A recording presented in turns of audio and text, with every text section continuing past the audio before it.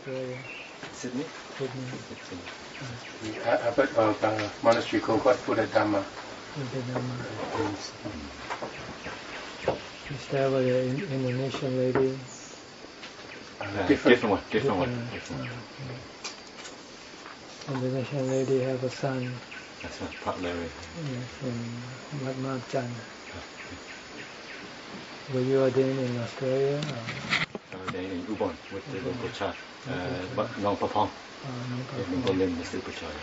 Okay. I was ordained in Australia with Tentakun Samai. Takun Samai.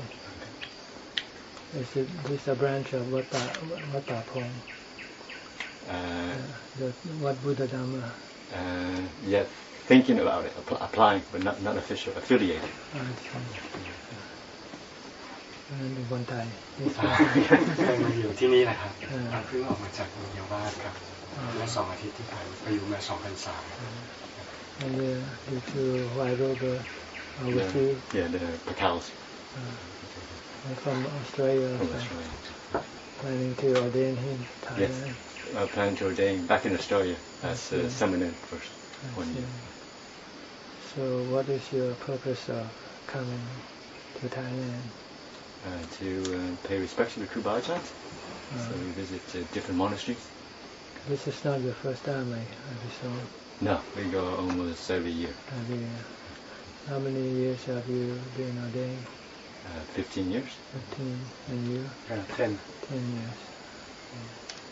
I've lived in Thailand for the last 5 years. I see. Where? Last 3 years with Chonburi in Bungan. Before that with Ajahn Prasop, who was from Wapapanta. You mentioned Ajahn Sangwok in Australia or in Thailand? In Thailand, we just came from Chonburi. I never met him, I don't think. I heard he studied with Long Tama Abua. Over 30 years ago, quite a long time ago. Yeah.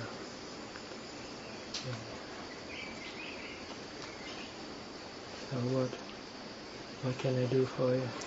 We have some question. Can we ask Yeah, now? go ahead. Can I ask permission to record? Yeah, sure.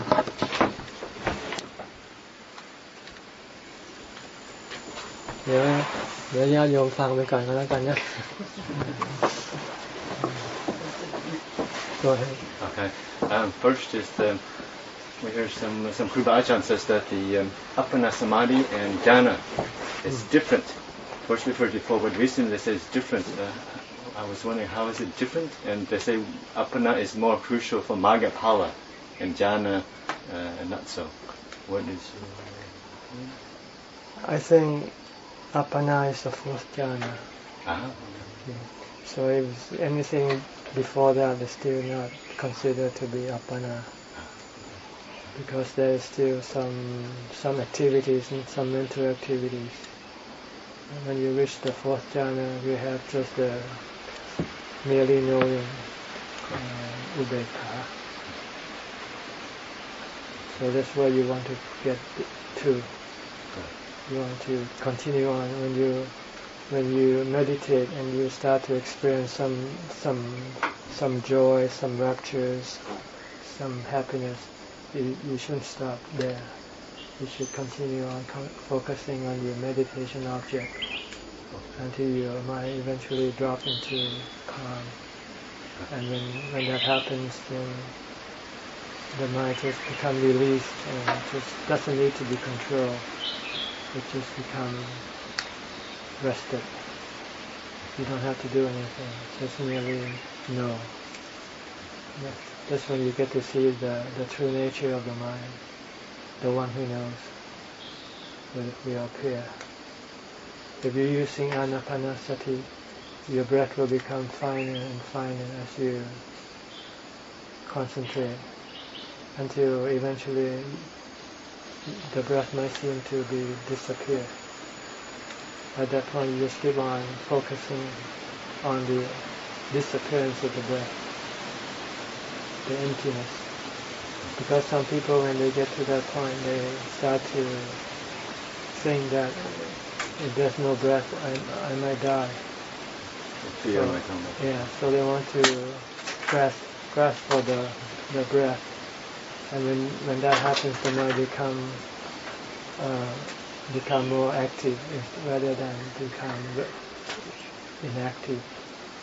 So you don't want to get to that point. You don't want to react to the breathlessness. You just be aware that there's no breath. And then eventually, if you just keep on focusing on that aspect, then the mind will drop into calm. So is this the stage where the nimitta starts to appear and becomes more bright and steady? No. When you get to that point, then there's no nimitta, nothing. Just emptiness. Once you get that point, before that point, is there a point anywhere along the mind where the nimitta comes up, or not necessary? For some people, sometimes it appears before that, and some people it appears after that, from what I heard. From what Luang Ta said, the Upachara Samadhi is the samadhi in which you first enter into Appana Samadhi, then you withdraw slightly from that state and begin to experience all the vision and things.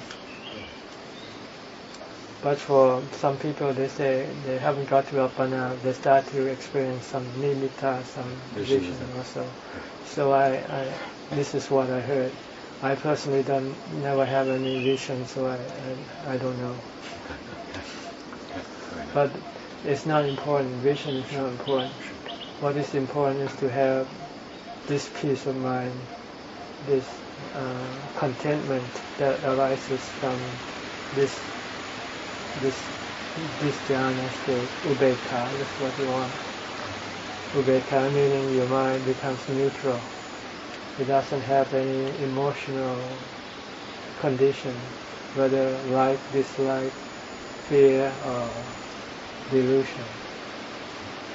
So it means the mind is in a perfect still state, doesn't function, not active anymore. You want that to have, you want to maintain that as long as possible, because it will be the tool for you to develop panya or wisdom. That's the next step you want to go.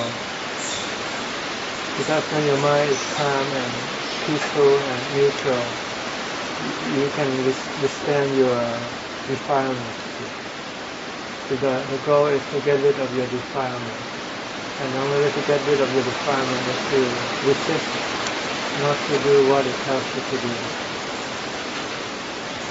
So this is what, if you have strong ubekkha, strong samadhi, when you withdraw from the state, come and be back to this natural state, when your mind starts to think, your mind can start to have desire. And you can use wisdom to tell the mind that whatever you desire for, they are not good for you. They are dukkha, they are not sukha. Because they are impermanent, they are anicca.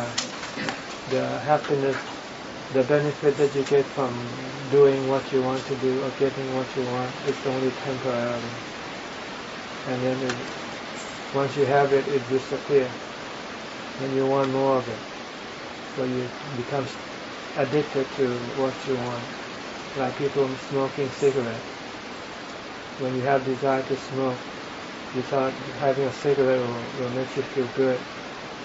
So you have a cigarette and you feel good for briefly. Then after a while, you want another cigarette. So you have to keep on having cigarette to make you happy. But if you have this ubekkha from samadhi, then you can think rationally and say, this is addiction, this is not the way to happiness, this is the way to suffering. Because when you cannot have what you want, you become miserable. So instead of following your desire, you say no, you stop, resist your desire. And you can do that because you have this ubekkha from samadhi. So this is the way to eliminate your desire, which is the cause of your dukkha, your suffering. How long does apana samadhi in this state last for you to have that steadiness of mind to resist your kilesa? Well, the duration, I guess, it varies from the strength of your mindfulness. And, could be as short as 20 minutes, or it has to be at least... Yeah, something like that.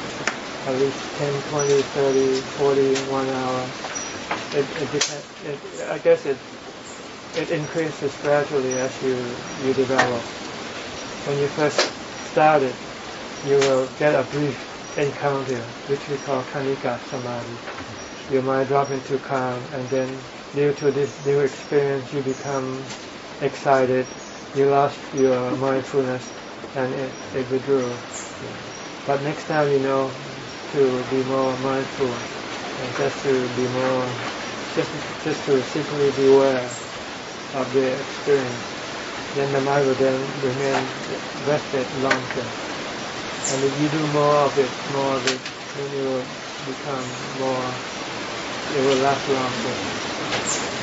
And also, if you develop wisdom after you withdraw, you can use wisdom to make the mind become more, last longer in apana. Every time you can resist a desire, your mind will drop into a calmer state, and then your mind will be more calm, and the duration will spread even not even during the time you're sitting. When you withdraw, your mind can also remain calm. This will arise from your development of wisdom. You're resisting your desire. Every time you want to do something which is not necessary to do, you can resist that, then your mind will become less active, become more inactive. So this is you need both samadhi and panya to put the mind into a firmer ground, to more stable, to become more stable, to be more calm.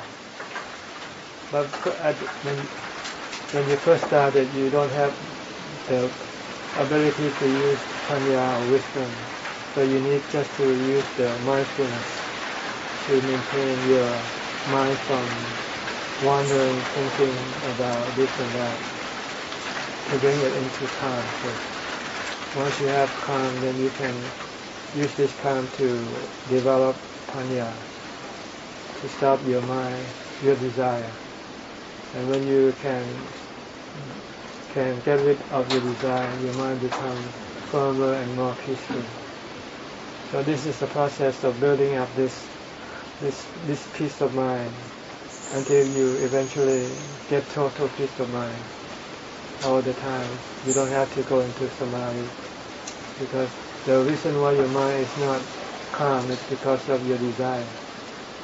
But once you can get rid of all your desire, then there's nothing to cause your mind to become restless or agitated.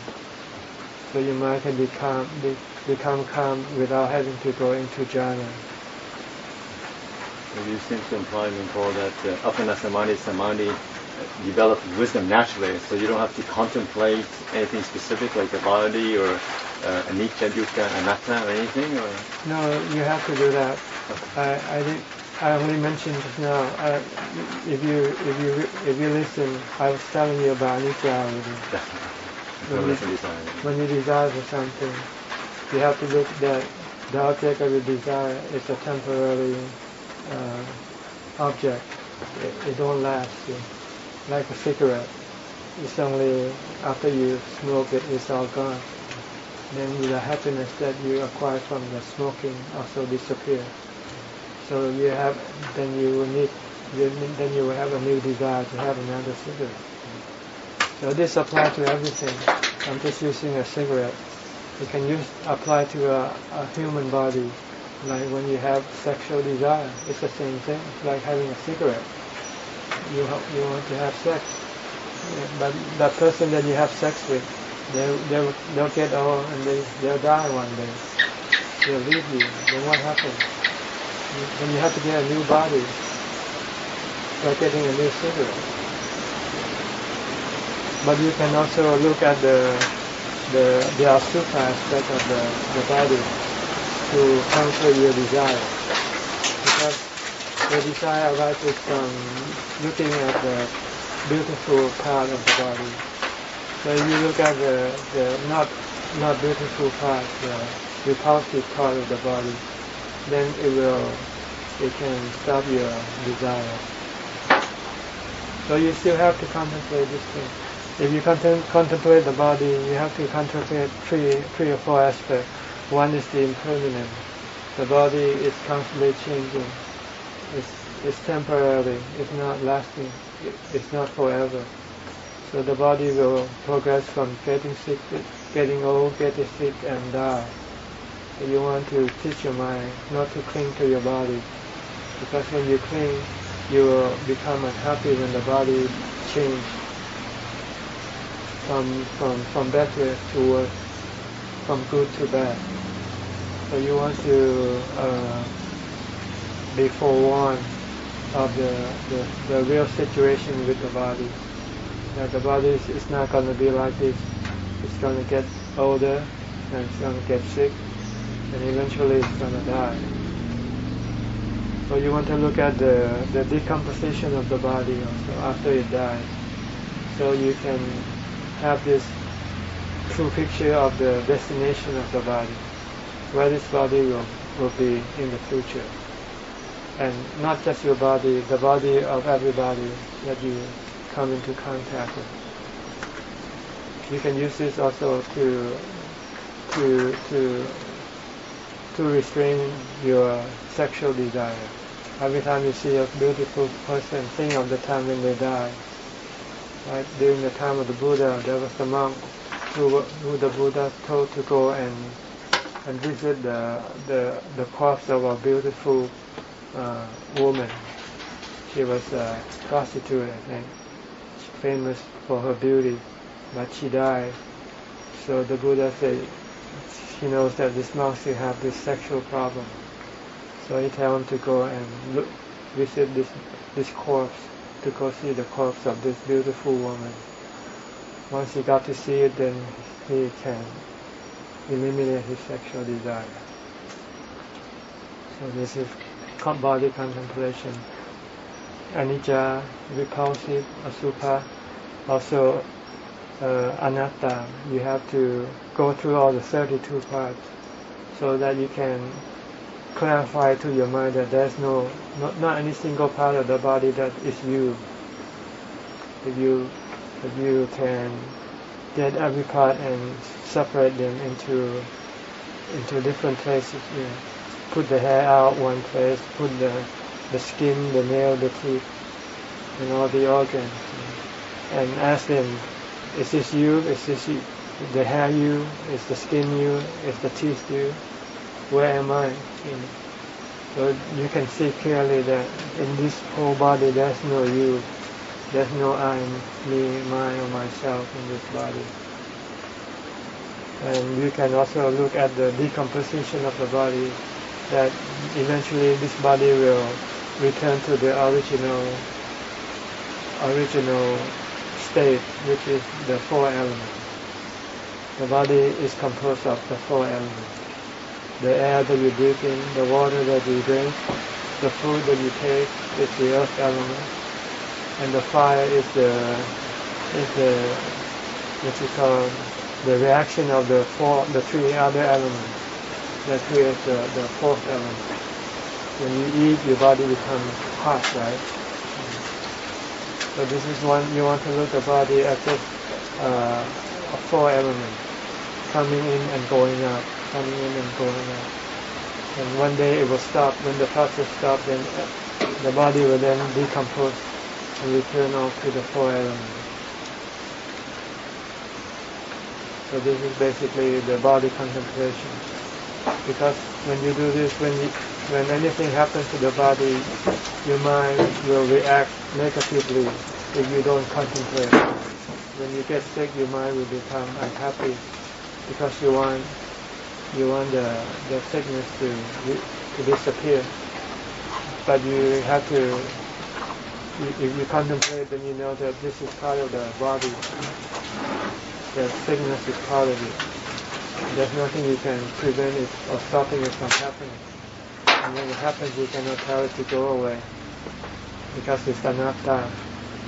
And if you are afraid of the pain that arises from your sickness, then you have to sit and face the pain. When you sit and meditate, and when you get this painful feeling in your body, you should not get up, you should not move. You should instead use wisdom to teach your mind to know this is something that will happen, and that you have to face it and accept it. And if you accept it, then you only experience just the physical pain, but not the mental pain, because the mental pain arises from your resistance to the physical pain.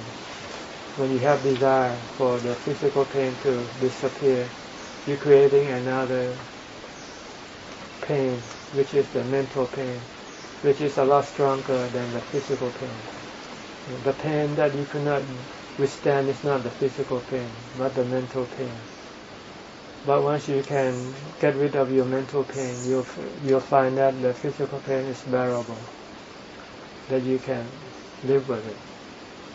So when you sit and when you sit and you get this painful feeling, try to investigate to see that there's another painful feeling, which is not the physical pain, but the mental pain, which arises from your desire to get rid of your physical pain, or to get away from this physical pain.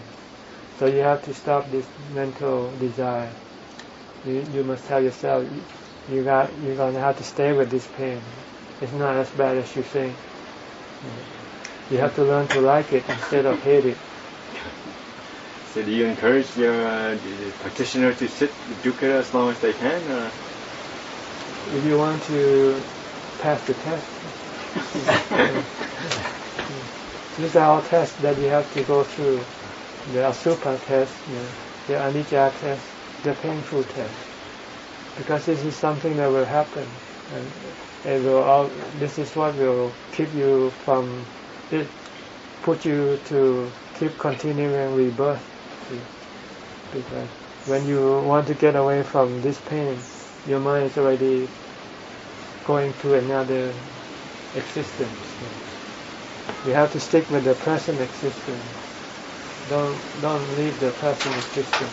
Don't have any desire, because your desire is the one that moves your mind from one existence to the next. If you want to stop rebirth, then you have to stop your desire. When you meet death, you must not run away. You just have to face death.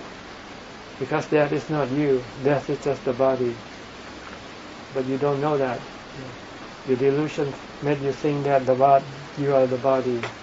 But after you had contemplated the truth, and you see clearly that the body is not you, you are the mind. And the mind never dies, regardless of whatever happens to the body. So you can just remain calm and face the death of the body. Let it happen. That's the test you have to go through. But some people say, it's obviously we all know that we should try to sit with dukkha waiting and try to see, the body separate from the mind. But it takes more than just an act of willpower sitting there. Sometimes it doesn't always work. So how do you separate the mind from the pain? By go through the 32 parts of the body. See? And ask yourself, where is the pain? It's in the skin, it's in the hair, in the bone. Does the bone know pain? Does the skin know pain? Who knows pain? The mind knows pain, but the mind isn't painful, is it? Who's the one experiencing the pain? Who's the one who knows the pain? The one who knows doesn't experience the pain. He just knows that there's a pain in the bone, in the skin, in the flesh. But the flesh, does it know anything? Does the bone know anything? Does the bone say, let's get away from this pain? The bone is not complaining. The flesh is not complaining. It's the mind that's complaining, because the mind doesn't like to see this pain. That's all. But you force the mind to see it. Why not? What's so bad about seeing this pain? So you have to use rational to convince your mind that the mind is not affected. The mind is not the one who's being hit with the pain. It is the bone, the skin, the flesh that is being hit with the pain. But they don't complain. Why should the mind complain? If you keep talking like this, eventually the mind will understand and will stop resisting. When that happens, the mind becomes ubeka, still and not reacting. Just beware, just know. And then the mind is peaceful. While the pain is still there, but it is not overbearing. So this is the point. You want to teach the mind to let go of the pain. You don't want to get rid of the pain. The pain is something that you cannot get rid of. Like when you get sick, you cannot get rid of the pain. But you can get rid of your resistance, your desire to get rid of the pain, or your desire to run away from the pain. So you have to tell your mind that the mind is not the one who gets sick. The mind is not the one who experiences the pain. The mind is the one who observes the pain. Like a doctor observing the pain of a patient. The mind is like a doctor. The body is like a patient. So why should the doctor be concerned with the pain of the patient? Because the doctor is delusional.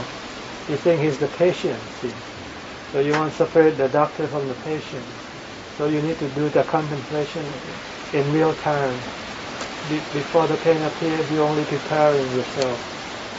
Like you learn to contemplate while you're still not painful. But to pass the test, you have to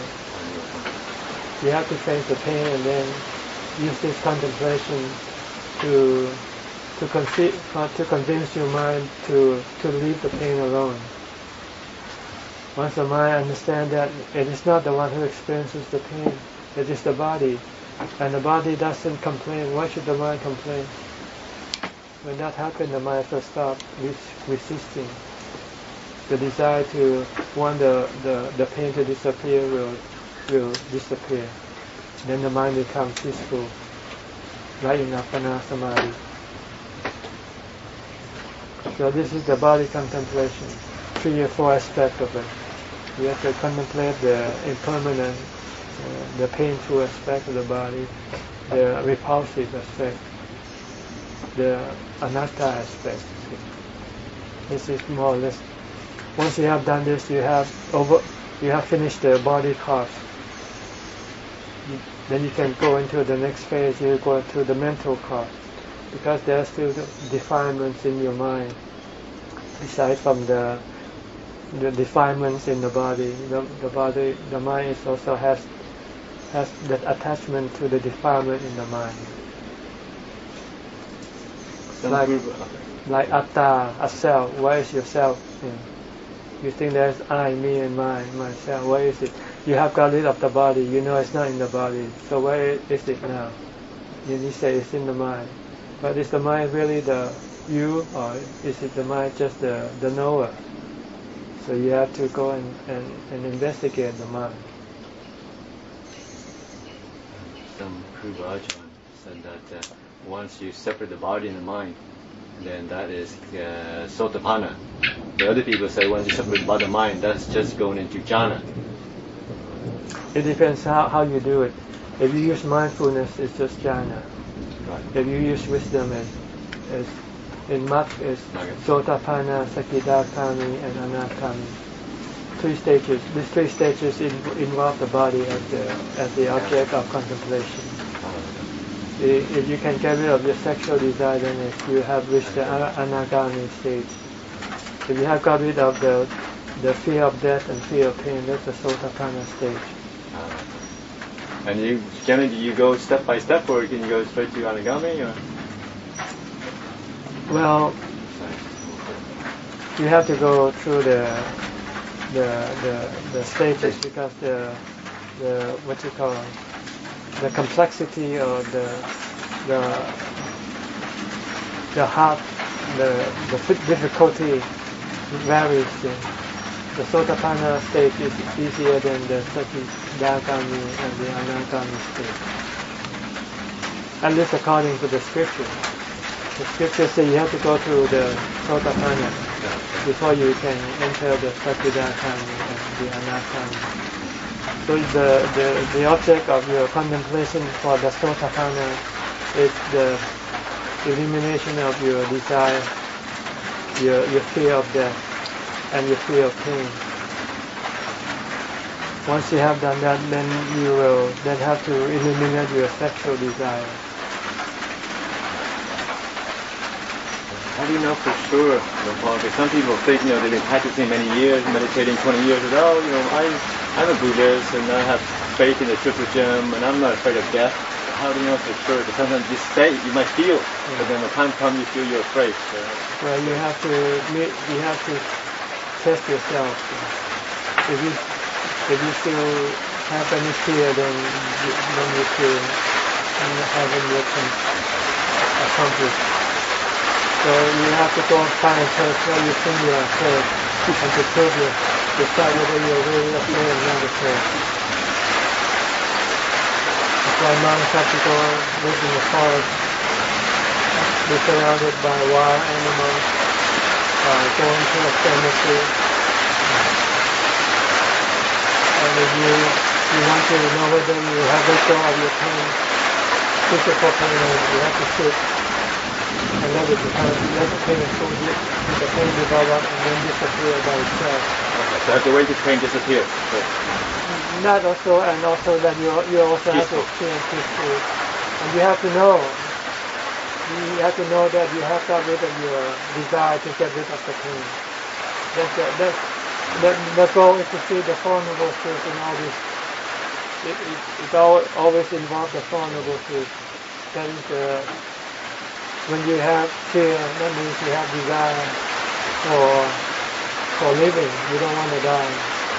So you have this desire of living makes you become fearful.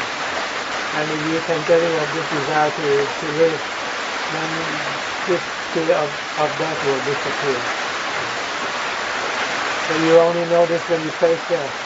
Okay, or you're in a place where you feel death is imminent. You don't have to see death face to face, but just to think that you are dying is enough. Like if you get sick and you go see a doctor and he gives you the prognosis that you only got 2 months left, then you can see whether you have fear or not in your mind. That can also be the test for you. So you say, okay, 3 months, so what? I'm ready. Well, that's why some people feel like that, but you don't know. Some people say, oh yeah, I'm ready for that, but they don't know. They have nothing to confirm the truth. So when they go see a doctor and they say, yeah, you're going to die for sure. Some people, when they heard that, they felt like they got a death sentence. And then they lost all the enthusiasm to live, to do anything. That means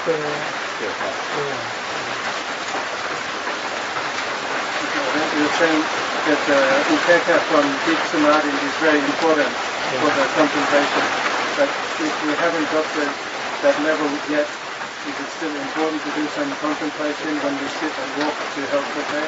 Yeah, you can start the preliminary stage. But to get the real result, you need asana to enable your wisdom to really work. You're saying if we do some preparation, then when we get the pain, we have some, the mind is ready to investigate. Yeah. But if you don't have asana, your mind will become very weak. You might just be able to investigate just a few minutes and it gives up. You cannot go through the whole process. But if you have asana, you will have that strength to go through the process. Do you feel that preliminary investigation help develop samadhi as well? Yeah. So we don't just try to samadhi all the time, we try to investigate as well. Every time we come out samadhi, we should develop, investigate the body. That's what we can. Yeah. If you don't know how to investigate, then you just develop mindfulness. Prevent your mind from thinking endlessly.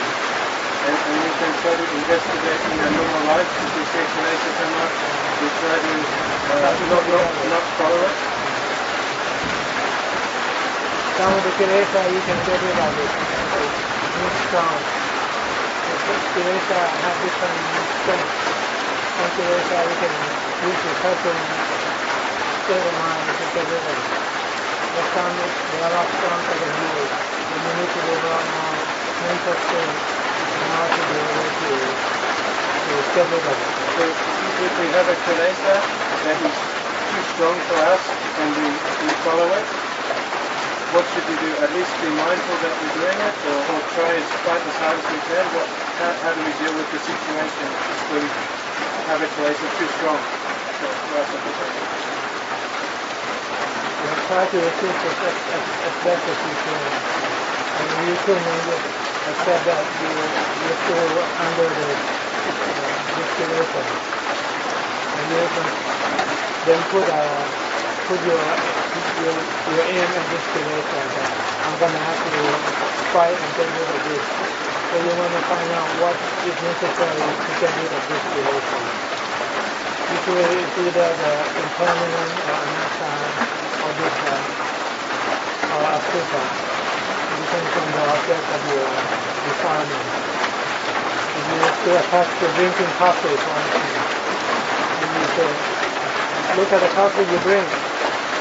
You're making urine. You're not doing anything. It goes into your body and comes out urine. And the pleasure you get from this drinking is already disappears. And you become an addict. You have to have it. If you want to be free from being addicted, you become to resist it. You say something like drinking coffee. How do we know when it's a kilesa, and how do we know when it's just a normal, not a problem? When you don't have the coffee to drink and you don't feel anything, then that's fine. But if you don't have and you have to go have it, then it's still a problem. And once you have got rid of the addiction, you can take it or leave it. The same with everything. Once you have no desire, then you can take or leave it with everything. Even life and death, you can live or you can die. It's equal to you, to the mind that has no desire to live or the desire to die. Then it's just either way. You can live or you can die. It doesn't matter because you know who dies and who doesn't die. You know the body dies, but you know the mind doesn't die. Okay, I think I have to ทางไหมขอทางยาวไปหน่อยทางรู้เรื่องหรือเปล่าทางรู้เรื่องหรือเปล่ารู้บ้างไม่รู้บ้าง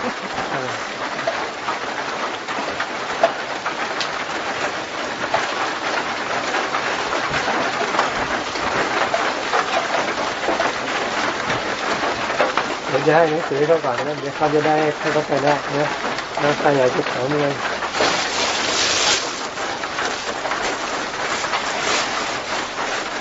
อันนี้อย่างนี้โอ้this time it doesn't need it's my biography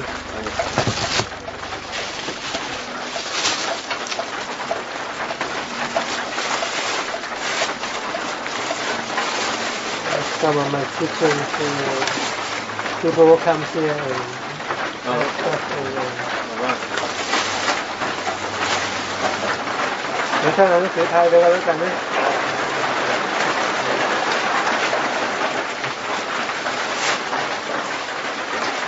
Anything else you want to ask?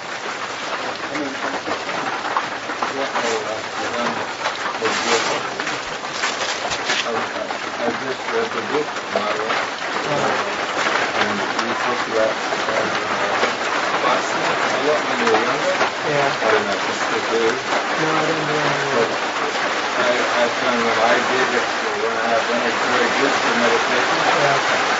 but it's not so good if you gotta be active, like in the day. Is it something you would recommend to do more if you can do it? Well, see, fasting is good for if you meditate, if you don't do any physical work. Yeah. If you do physical work, then you can fast. Yeah. But you want to fast to show your meditation. When you're eating normally, you tend to be lazy because you're in comfort. But when you're fasting, you're in pain. So it forces you to meditate to get rid of this pain. When you are fasting. You're in pain when you are fasting. Well, yeah, hunger. Hunger is a form of pain. So when you meditate, you can eliminate half the pain. Because half the pain is mentally indeed.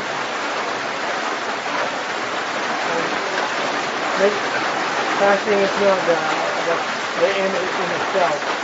Fasting is just a tool you use to eliminate your hindrance, like your sloth and torpor, your laziness, your sleepiness. When you fast, you don't feel sleepy. You can still meditate and you don't sloth. So it's just a tool. But if you fast and you don't meditate, then it's useless.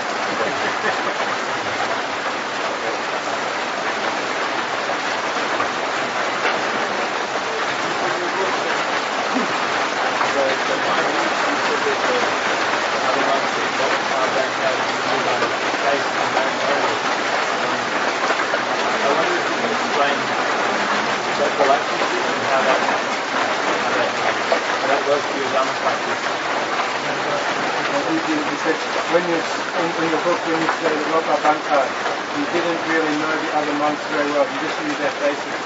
So he wanted to know how that would work with your Dhamma practice. Not having a close relationship with the other monks. So you can have the time to meditate. When you mingle, you use the time of meditation. And then you also have a lot of information about other people in your mind, which disrupt your meditation or Yannasangwararam. So when you want to enter Yannasangwararam, you have to empty your mind. But when you mingle, socialize, and talk, then you feel a lot more mental information, which is makes it harder for you to empty your mind. So when you're alone, you don't have to talk to anybody. You don't think about it. When you have the mindfulness to be able to get into the mind easier. Because there are less things to empty. When you mingle, socialize, you work, you do things together, when you talk, all this information becomes a burden to your meditation when you want to get rid of it. So those are discouraged monks from mingling. They want the monks to live separately, only come together when they have to do the prayer. But some young monks feel lonely if they don't talk to people. What is your advice? It's wrong. It's wrong. Can there be any role for friendship in the practice? Even if it's a hindrance to deep samadhi, can there be any role for friendship as a support in the practice? The early days, young monks. Ideally, there is no role for friendship. Ideally, you have to be alone. Because you want to concentrate all your time and effort in developing your mind. If you have to develop friendship, you lose part of your your time and resources. So the only support you need is the teacher if you have questions or problems. The guide, someone to guide you. So that's not necessary. Look at the Buddha, he practiced almost alone. Ajahn, he spent 10 years in the same forest. Before that, he had many friends practice with him, and he could not accomplish what he wanted to accomplish. So eventually he had to put up all friendship to keep the solitude of the forest. That's when he became enlightened. Late in his life, between 60 and 70 years old, when he became enlightened. Truly enlightened. Also in the book you mentioned if you don't have a teacher you can use the Dhamma talks, but long-term Dhamma talks.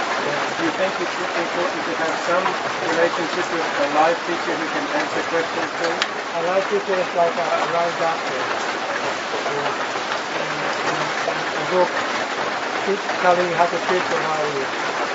When you have some problem, you go tell your doctor, he can diagnose and give you the medicine, the cure. But if you have to find out yourself, you might have to read the whole book before you find it. And you may not find it. So it's important? Always very important if you can have a live teacher. But if there's no live teacher, then the next best thing is the book or the CD.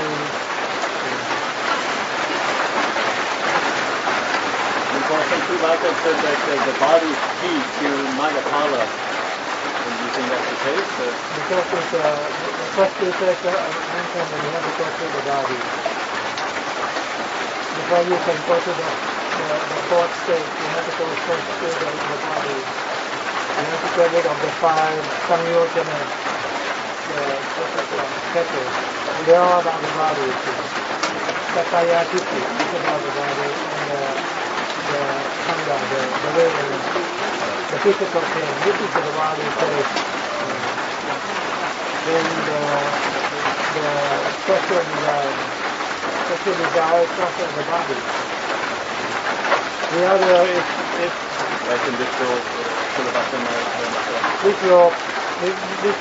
this two will be solved by the first one. Once you can let go of your attachment to the body, you will see that you will have no doubt in the Buddha, Dhamma, and Sangha. Because you're using the teaching of the Buddha to gain enlightenment. Once you become enlightened, you know that the Buddha, Dhamma, and Sangha is pure. And you know that any ritual outside of the teaching of the Buddha is not the right way of curing your problem. Once you can get rid of the Sataya history, you can also get rid of these other two. More or less a bonus to you. You don't have to Look at it. you know right away. While the other two, they come together, the Patika and Kama Raka. Kama Raka is sexual. Patika is your physical. Your feeling of uneasiness or restlessness. You're restless because you have sexual desire.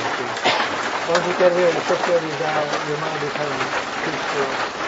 So all you have to do is get rid of your sexual desire. You will also get rid of your restlessness. And you have to use a sutta to get rid of your sexual desire.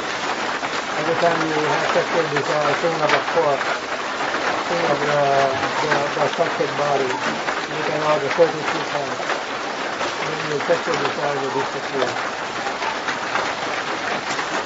Can you use Dukkha Vedana to let go of attachment to the body, or does it have to be, say, the 32 body parts or the 4 elements? You use Dukkha Vedana to get rid of Dukkha Vedana. To get rid of your fear of death, you have to investigate the death of the body. That's inevitable. It's something you cannot prevent or stop from happening. All you can do is to accept it. You have to see the anicca of the body. You see the anatta that the body is not you. So why should you be afraid of fearful? Once you see that the body is not you, once you see that the body will have to die, then you say, okay, so what? I'm not dying. It's you that is dying, not me. So what should I be afraid of? And you need Appana Samadhi to see this. Because when you're in Appana Samadhi, your body disappears from the mind. So the mind knows that it can exist without the body.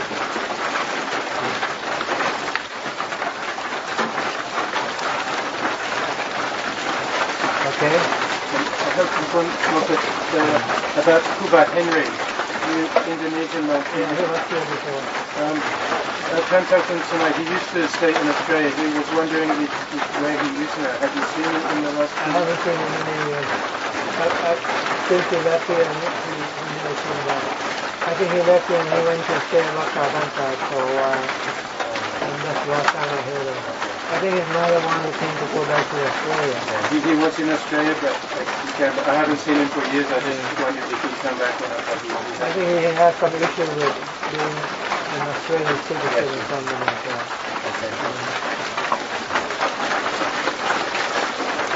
So you haven't seen him yet? 4 years ago at Wakabanta for the funeral. It's the last time I saw him. After that, you don't know? No, not sure where he went. So you plan to ordain soon? Yeah. Okay. But I want to practice well. Yeah. Concentrate on your practice and then ordination becomes the easy part. If you cannot meditate, you might feel restless, you might feel want to do like a lay person does. You'll find becoming a monk very difficult. But if you can meditate, then you can live as a monk easily. So try to concentrate on your effort in your meditation. Try to have very little extracurricular activity as possible. Only do the chores that you have to do, like sleeping, cleaning the monastery, eating, this sort of thing. Don't do other things. Western society is a lot about talking and socializing. It's hard to get that out of your head. You have to live alone. Be alone. Thank you. Okay. Okay, I think I have to give some time to those people. So you're welcome to leave if you like. Thank you very much. พิเศษคืออยู่ตรงใช่ไหมไม่ได้มาด้วยกันใช่ไหม Translated before then, but said coming out from the Myanmar just to this Where are you going from here? Back to Australia. I'm going to Wat now. In the forest. Okay. Well, I hope you all find what you're looking for. All right?